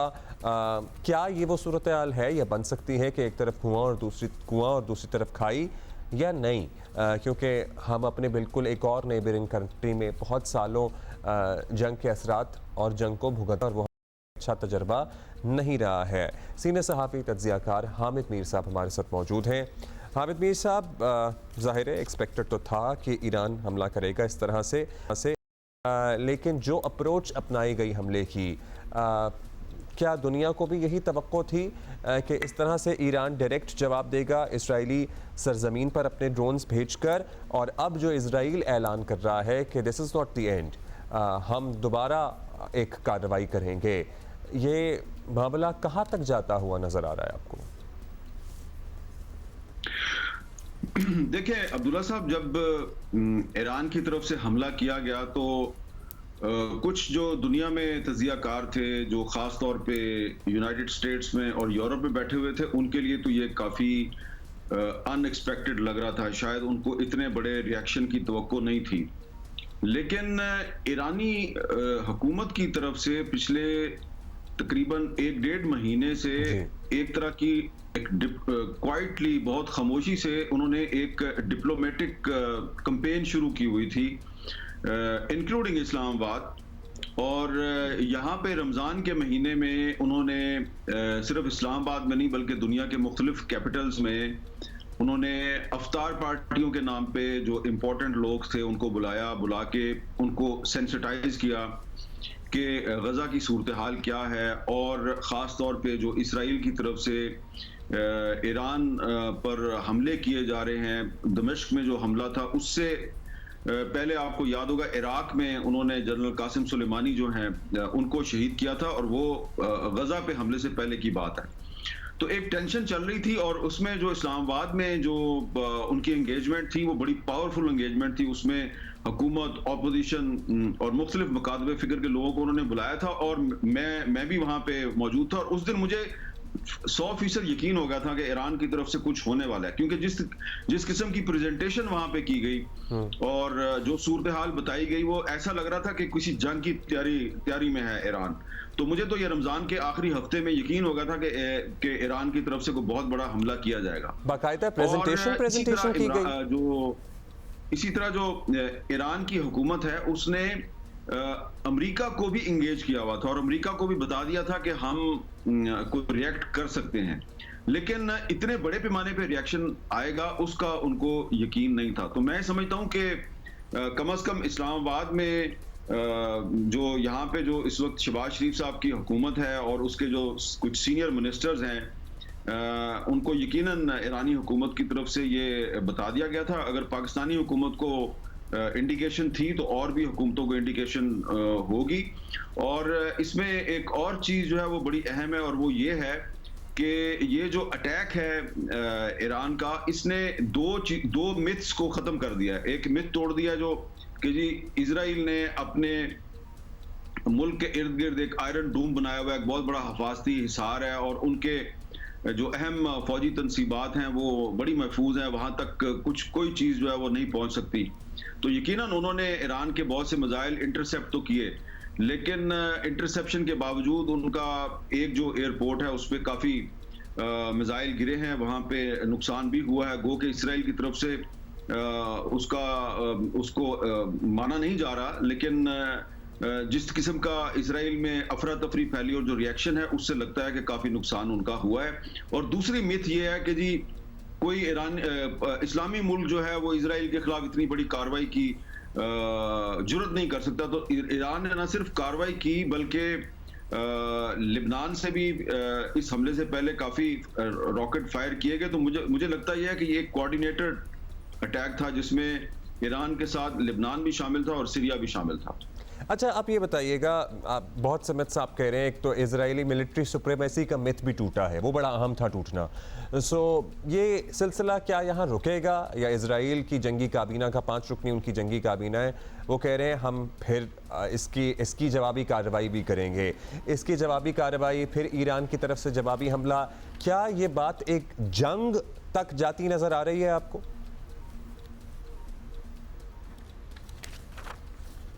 देखिए, इस पर जो रूस के सदर पुतिन का जो रिएक्शन है वो बड़ा इंपॉर्टेंट है। रूस के सदर पुतिन जो है वो ये कह रहे हैं कि कल मैं उनका स्टेटमेंट बड़े गौर से पढ़ रहा था कि हम इंटरनेशनल पीस की बात क्यों नहीं कर रहे, और कुछ लोग तो ये भी कह रहे हैं कि are we heading towards third world war, क्योंकि थर्ड वर्ल्ड वॉर भी हो सकती है। उसकी वजह ये है कि ये नेतन्याहू ने जो अटैक किया था गजा पे पिछले साल अक्टूबर में, उसकी फौरी वजह तो उनको ये मिल गई थी कि ये पहले हमास ने अटैक किया तो उसका वो जवाब दे रहे थे, लेकिन उनका जो जवाब था वो बड़ा आउट ऑफ प्रोपोर्शन था। शुरू में बहुत से मगरबी ममालिक ने नेतन्याहू को सपोर्ट किया, लेकिन बाद में जब नेतन्याहू जो है उन्होंने हॉस्पिटल्स पे अटैक करने शुरू कर दिए, बच्चों और औरतों को टारगेट करना शुरू कर दिया, निहत्ते सिविलियंस को मारना शुरू कर दिया, और जब ये उनका जो रिएक्शन है वो एक वेल ऑर्गेनाइज्ड जेनोसाइड में तब्दील हो गया, तो वर्ल्ड ओपिनियन जो है वो उनके खिलाफ हो गई। और ये आप याद रखिए, इसको मानिए कि आजकल बहुत से लोग जो हैं वो बड़े पाकिस्तान में भी ये कह रहे हैं जी कि बड़े जनाब गैरतमंदी का मुजाहरा किया है ईरान ने और उन्होंने अटैक कर दिया जी इसराइल पे। ठीक है, ईरान ने तो अटैक कर दिया, लेकिन जो लोग पाकिस्तान में गैरत और बगैरती की इस बहस में उलझे हुए हैं, इनसे जब पूछा जाता है कि जी लंदन में और न्यूयॉर्क में तो फलस्तीनियों के हक में बहुत बड़े बड़े मुजाहरे हुए, लाखों लोग आए, आप ये बताइए कि पाकिस्तान के सबसे बड़े शहर कराची और पाकिस्तान के दारुल हुकूमत इस्लामाबाद में किसी एक प्रो पैलेस्टीनियन मुजाहरे में भी कोई 10,000 से ज्यादा लोग इकट्ठे हुए। तो ये हमारे बहुत से लोग जो है ना पाकिस्तान में बैठ के बड़ी बड़ी बातें तो कर देते हैं, लेकिन जब सिर्फ सड़क पर निकलने की बात आती है तो वो बाहर नहीं आते। लेकिन मुझे लगता ये है कि ये एक सियासी मसला है और नेतन्याहू ने ये जो अब उसकी जो वॉर कैबिनेट ने एक ऐलान किया है कि हम इसका जवाब देंगे, तो वो इलेक्शन उसका भी आने वाला है और भी बहुत सी दुनिया में इलेक्शन होने वाले हैं 2024 में। तो ये दुनिया के बहुत से कैपिटल्स में ये एक मसला जो है वो सियासी मसला है। बहुत से जो मगरबी रहनुमा है वो इसलिए बड़े केयरफुल हैं और इसराइल के हक में खुल के बात नहीं कर रहे क्योंकि उन्होंने वोट लेने हैं मुसलमानों के। तो ये एक सियासी मसला है। नेतन्याहू भी जो है वो सियासी अंदाज में इसको टैकल कर रहे हैं। तो मुझे लगता है कि अगर उसने जारहियत का मुजाहरा किया दोबारा तो ये जो ईरान का जो रिएक्शन है ये इससे ज्यादा सख्त होगा और इस मर्तबा लेबनान, सीरिया और इवन इराक की जो हुकूमत है वो भी ईरान के साथ मिलके इसराइल के खिलाफ जंग में बाकायदा शामिल होगी और फिर खित्ते के मजीद ममालिक भी इसमें शामिल हो सकते हैं। जो कि जाहिर है किसी भी सूरत इस दुनिया के अमन के लिए तो अच्छा हो नहीं सकता अगर ये जंग मज़ीद वसी हुई या इसका दायरा फैला। पाकिस्तान को क्या स्ट्रैटेजी अपनानी होगी? बिकॉज़ पाकिस्तान की अहमियत अपनी जगह बरकरार रहती है बहैसियत इकलौता मुल्क जो कि एटमी ताकत का हामिल है। हमारे स्ट्रेटिजिकली हम जहाँ पोजीशनड हैं, हम ईरान के भी नेबर हैं। पाकिस्तान के लिए ये कितना मुश्किल वक्त है फैसला साजी के एतबार से?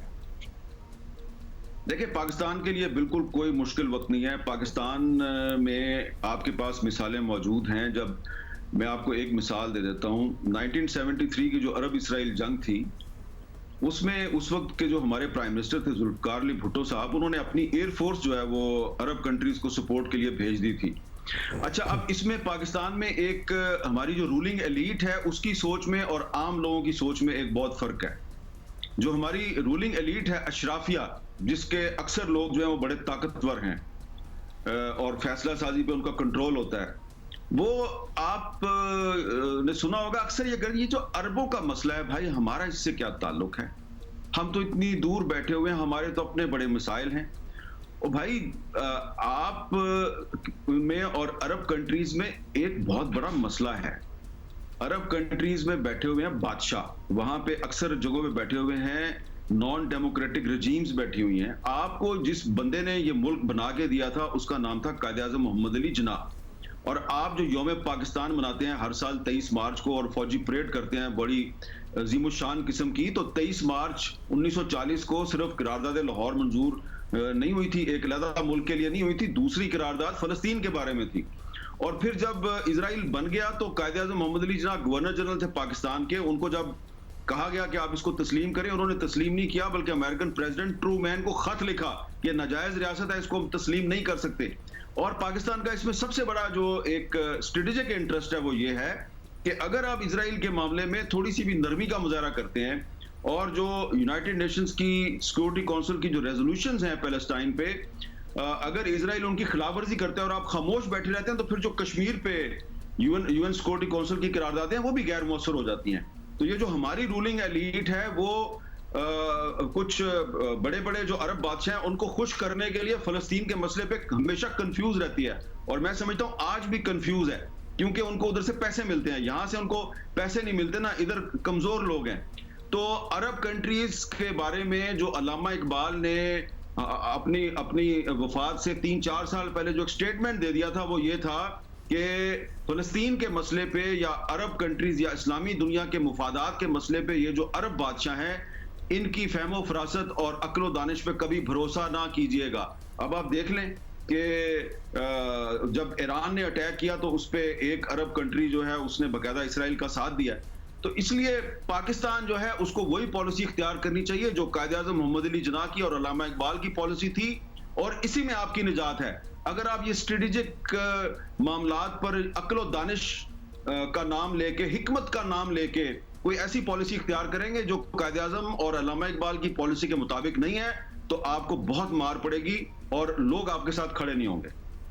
चलिए, लेट्स सी क्या फैसला होता है। बहुत शुक्रिया आमिर मीर साहब, thank you for being with us and have a good day.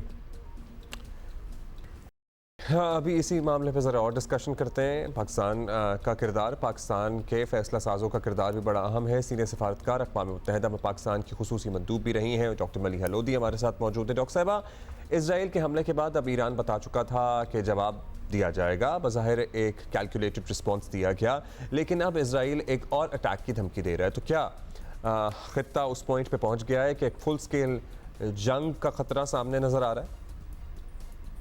इस वक्त किसी मुल्क के ये मुफाद में नहीं है कि खित्ते में ये जंग फैल जाए। ना अमेरिका के मुफाद में है और ना ही ईरान के मुफाद में है। इजराइल ज़रूर चाहता है कि किसी तरह से अमेरिका को ड्रैग करें, इस जंग में मुलव्वस करें उन्हें, लेकिन उस पर भी ईरान ने खबरदार कर दिया है अमेरिका को कि अगर वो किसी तरह से इजराइल की हिमायत करते हैं तो फिर जो अमेरिकी बेसिस हैं, फौजी बेसिस जो हैं इस खित्ते में, ईरान फिर उनको टारगेट करने के लिए तैयार होगा। लेकिन मैं नहीं समझती कि बात वहाँ तक जाएगी।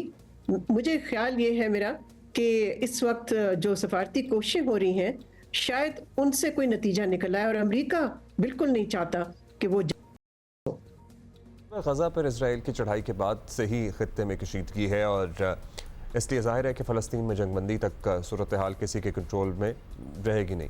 अब अरब ममालिक और अमेरिका ने कोशिश की लेकिन नाकामी नज़र आ रही है कोशिश। अब कौन है ऐसा जो जंगबंदी करा सकता है? इस सारे सूरत हाल की बेहतरी की तरफ क्या हम जा भी सकते हैं?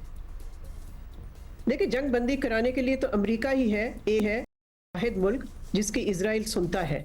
वैसे अगर आप देखें बैनुल-अक़वामी सतह पे बैनुल-अक़वामी बरादरी जो है सब चाहते हैं कि ये जंग का खात्मा हो और जो गाज़ा में जिस किस्म की जंग इजराइल ने मुसल्लत की हुई है गाज़ा पे, उसको ख़त्म किया जाए, सीज़ फायर होना चाहिए।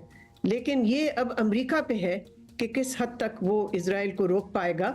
इसलिए कि अमेरिका में भी हम देख रहे हैं कि पब्लिक ओपिनियन जो है वो बिल्कुल शिफ्ट कर गई है, इजराइल के ख़िलाफ़ हो गई है और वहाँ मेजॉरिटी जो है लोगों की मुख्तलिफ ओपिनियन पोल्स में हमने ये देखा, वो चाहते हैं कि जंग पब्लिक ओपिनियंस यकीनन शिफ्ट की है, जैसे कि अभी हामिद मीर साहब भी कह रहे थे। अब लास्टली हम ये आपसे जानेंगे कि पाकिस्तान ज़ाहिर है एक तरफ हमसाया हमारा ईरान है, दूसरी तरफ अमेरिका की मदद हमें दरकार होती ही है, IMF प्रोग्राम के लिए भी दरकार है। तो क्या कहा जाए, पाकिस्तान इस वक्त डिप्लोमेटिकली एक टफ स्पॉट पे है?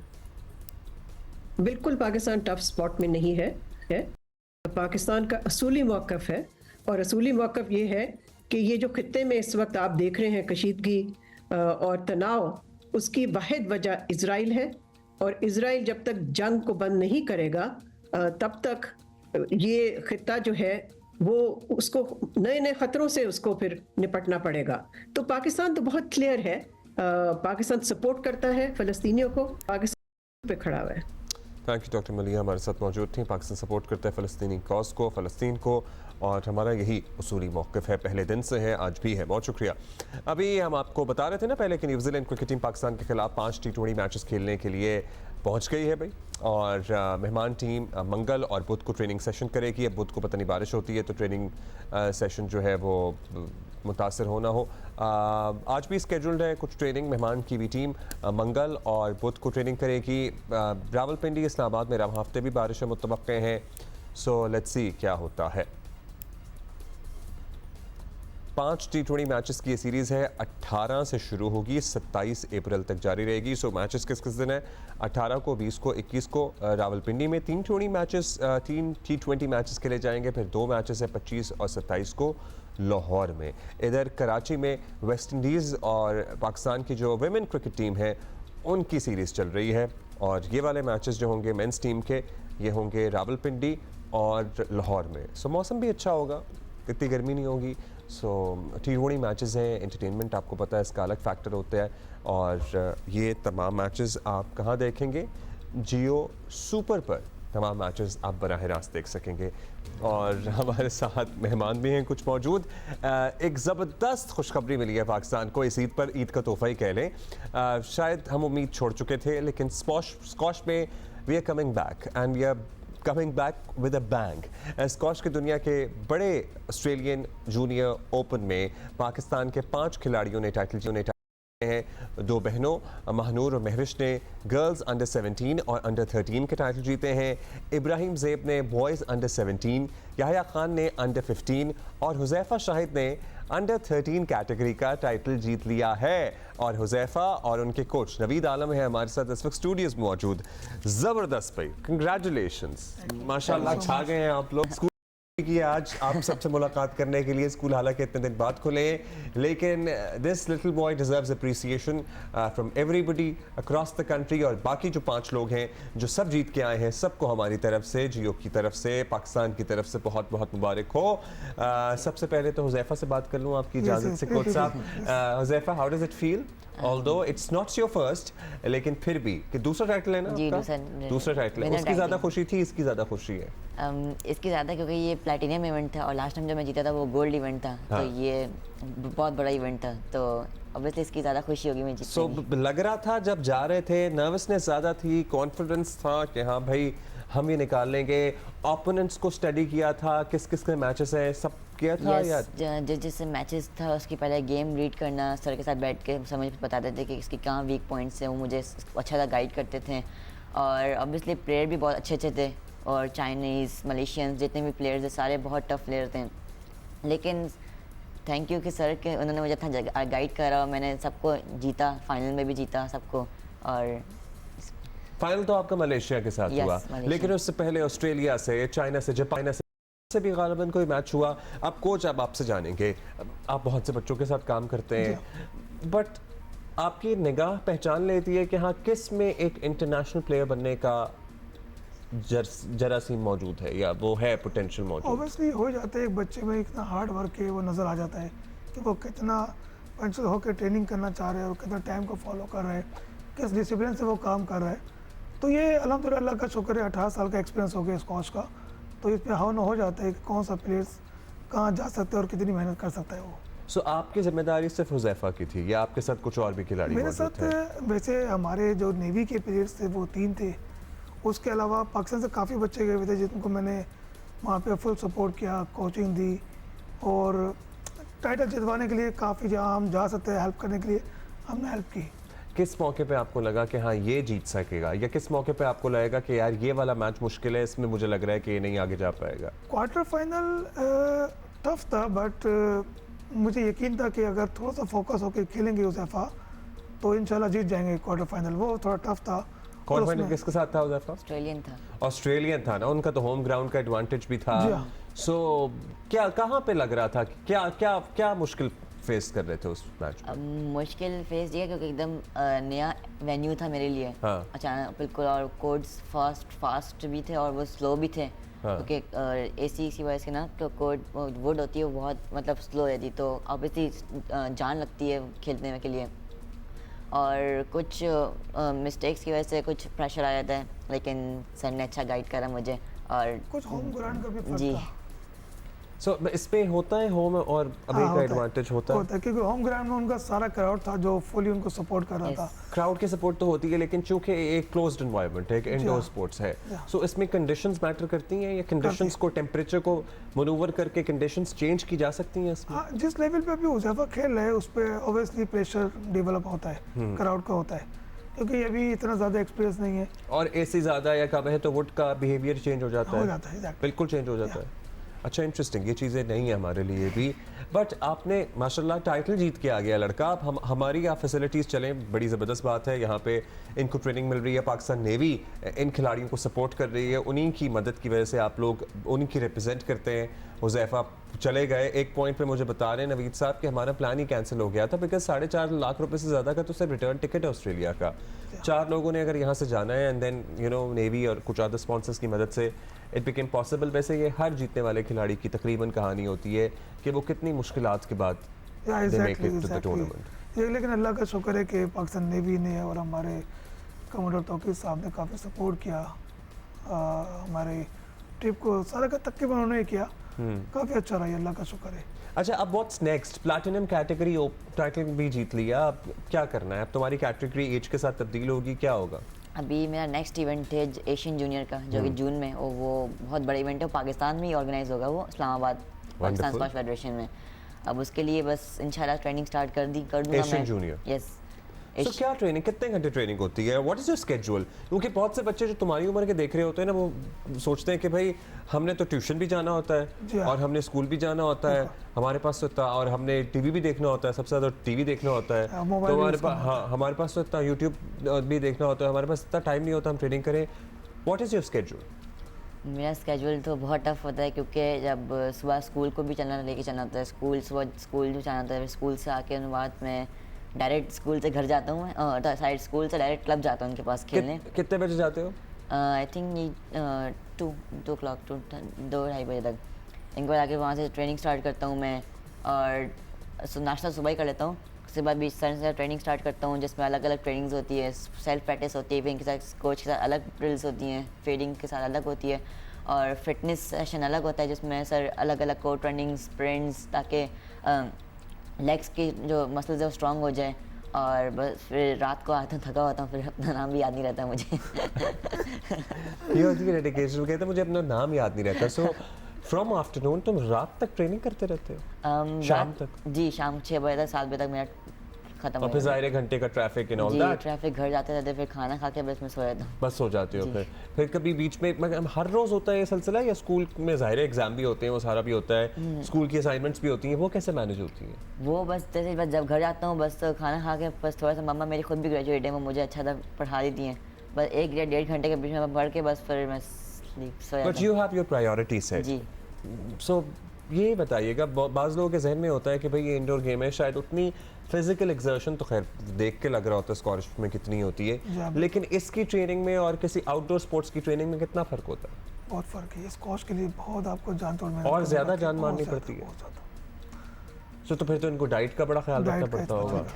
सो वो नखरे करते हो खाने में, आप क्या? नहीं, नखरे नहीं करता. सो क्या खाना होता है? A lot of protein you have to take. Yes, protein से, जैसे कि अगर आप मतलब ड्यूरिंग द ट्रेनिंग, आप अगर ट्रेनिंग के बीच में अगर आप कुछ लाइट खा लें, जैसे डेट्स हो गई या फिर ड्राई नट्स हो गए, जो आपको इंस्टेंट प्रोटीन, इंस्टेंट एनर्जी दें, और या मिल्क शेक पी लें आप, और जब ट्रेनिंग ख़त्म हो जाए फिर आप हैवी सा खाना खा लें, जो भी है, चिकन हो गया या बीफ हो गया, जो कि जैसे प्रोटीन, हाई प्रोटीन हो उसमें, बस वो खाएं आप.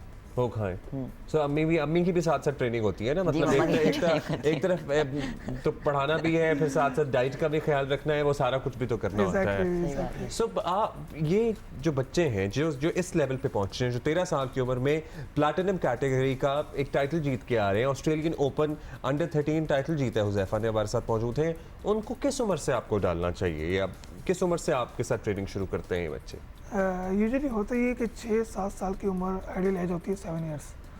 7 साल में अगर बच्चा शुरू कर दे तो मतलब ज़रूरी नहीं है उसको हम टफ ट्रेनिंग सेशन करें, फ़न गेम करें, इंजॉय करें, 1 साल इंजॉय करें फ़न गेम में, ताकि बच्चे का इंटरेस्ट बढ़ता रहे. फिर जैसे ही वो 8 साल का हो जाए उसके बाद उसको काम शुरू कर दें एज अ प्रोफेशनल वे में. एज अ प्रोफेशनल हड्डियाँ डेवलप हो जाती हैं उस वक्त तक इतनी कि इतना प्रेशर और फोर्स बर्दाश्त कर सके? हाँ, बट वो भी ऑल्टरनेट डे चलेगा ताकि बच्चों के ऊपर ज़्यादा लोड ना आए. कोई इंजरीज वगैरह का भी चांस होता है? या इंजरी का भी चांस होता है. सो क्या कलाई की इंजरी होती है ज़्यादा, या फुट इश्यूज होते हैं, कमर के इश्यूज होते हैं? ज़्यादातर नी का और एंकल का हो जाता है, नी और एंकल और बैक का होता है, बिकॉज ओवर ट्रेनिंग से होता है वो. अगर ओवर ट्रेनिंग के साथ आपकी डाइट ना हो, सो वो ये देखें ना कि आप ओवर ट्रेनिंग भी नहीं होनी चाहिए, क्योंकि अभी ही is at a tender age, जी हाँ, ग्रोइंग एज है. हम ये भी नहीं हम चाहते हैं कि he should serve exactly more for Pakistan, मतलब आगे वर्ल्ड चैंपियन तक बने हमारा, माशाल्लाह. ऑस्ट्रेलियन ओपन टाइटल जीत के लाए, विद जूनियर जीता है. सो उसके लिए इन इस एसेट को मेंटेन रखना भी बड़ा टेक्निकल काम है कि ओवर एक्सर्ट ना करें. उसके लिए क्या करते हैं? उनके कुछ रिलैक्सेशन होता है, टैपिंग होती है, बिकॉज वो जब आपकी ओवर ट्रेनिंग हो जाती है तो ज़रूरी है नेक्स्ट डे आपको ब्रेक लेना. ब्रेक के अंदर आपके फिर सारे रिलैक्सेशन हो जाते हैं. स्विमिंग भी आप कर सकते हैं. स्कूल में सबको पता है कि you are a star? Yes. हाँ, डू दे अंडरस्टैंड कि तुम कितना बड़ा कंपटीशन जीत के, अब तो खैर अभी अलग ही बात हो गई है, अब तो ऑस्ट्रेलियन ओपन जीता. ऑस्ट्रेलिया में कुछ देखा भी है? कुछ देखने का मौका ही नहीं मिला. ऑस्ट्रेलिया में बस वहाँ का ब्रिज वगैरह देखे हैं, बस जहाँ से वेन्यू से जाने के लिए. कैंगरूज नहीं देखे? कैंगरूज तो अलग है, कैंगरूज नहीं नजर आए कहीं, वो साइट सीइंग भी नहीं हुई कहीं? नहीं. ओहो, टाइम ही नहीं मिला ना देखने की. होती है डेडिकेशन. Exactly. बस गए, खेल के वापस आ गए, खेल के नहीं जीत के वापस आ गए.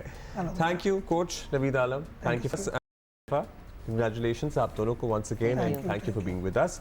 और वंडरफुल जी, ये जो सेगमेंट्स होते हैं ना, दे मेक आवर डे, और हमें फिर उम्मीद भी पैदा होती है, हमें खुशी भी होती है, एंड आई होप कि आपकी सुबह भी ये जो गुफ्तगू है अच्छी बनाती होगी। बाकी सारा कुछ तो चलता ही रहता है, लेकिन पाकिस्तान के बच्चे, हमारे नौजवान कहाँ कहाँ किस किस फील्ड में अकम्पलिशमेंट्स हासिल कर रहे हैं, जीत रहे हैं।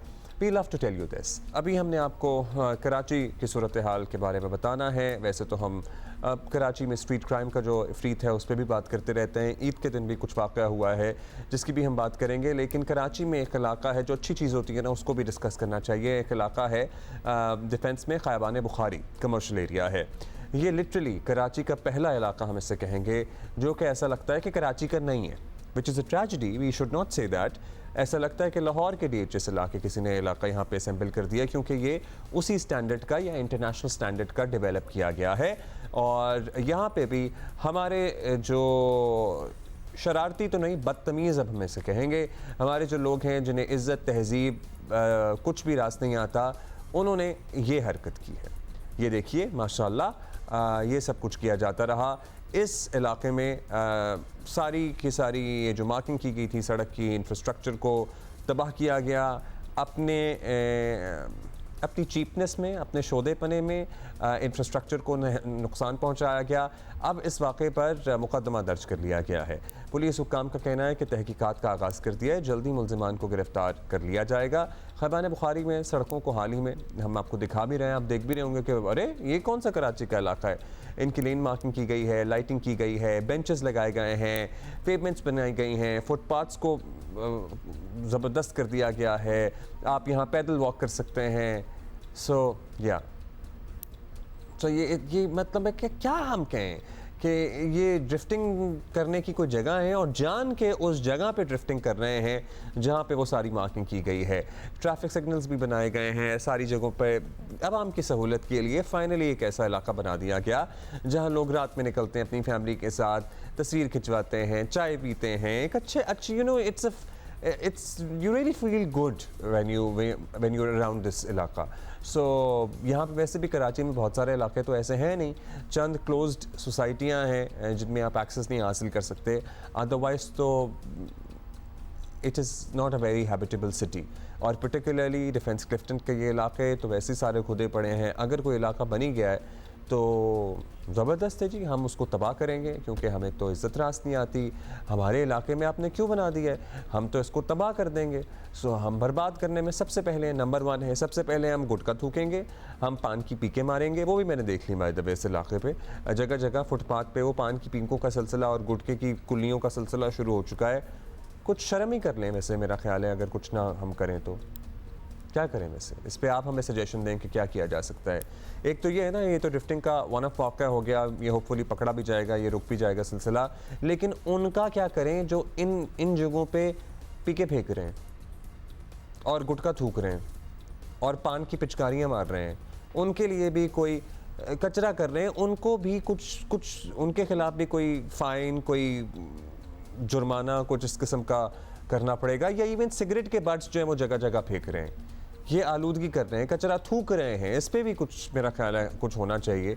सो आवाम में सिविक सेंस डेवलप होने का इंतज़ार नहीं किया जाता, अगर होता तो पूरी दुनिया इस इंतज़ार में बैठी रहती। ये इम्प्लीमेंट कराए जाते हैं उसूल, ये रूल्स बनाए जाते हैं और फिर फ़ाइन और इन चीज़ों से उसूलों पे पाबंदी कराई जाती है, रूल्स पे पाबंदी कराई जाती है। आवाम से तवक्को रखना कि वो ऑटोमेटिकली अपने अंदर सिविक सेंस डेवलप कर लेंगे, ये खाम ख्याली है। अच्छा जी, इससे पहले हमने आपको बताया था कि मुल्क के तूलो अर्ज़ में बारिशों का सिलसिला शुरू है, 1-2 दिन का गैप है, फिर दोबारा से एक नया सिस्टम दाखिल होगा। पेशावर में क्या सूरत हाल रही है, मुल्क के तकरीबन हर जगह पर, हर शहर में बारिश हुई है, ये हमें नादिया सुबोही बता रही है।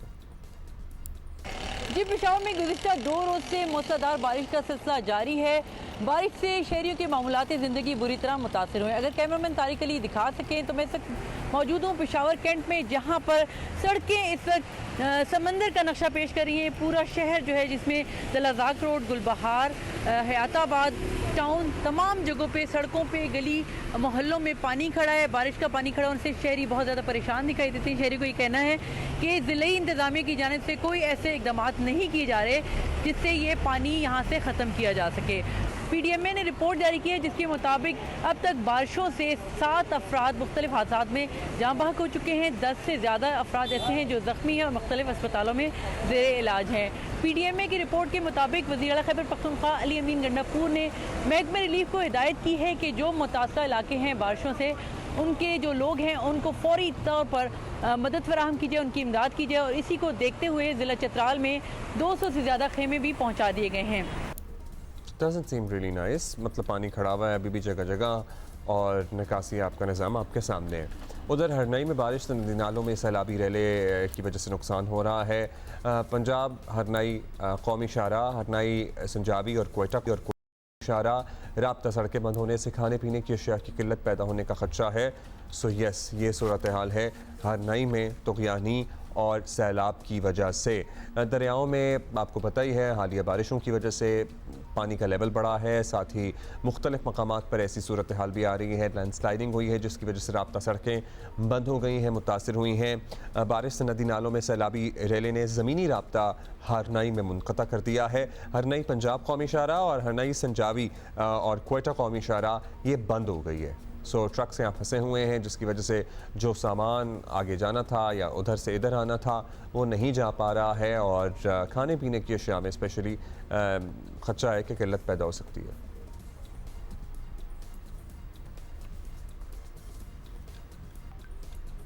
अच्छा जी, समाजी कारकुन अब्दुलसत्तार ईधी मरहूम की अहलिया और मादर पाकिस्तान बिल्किस ईदी साहिबा की भी आज दूसरी बरसी है।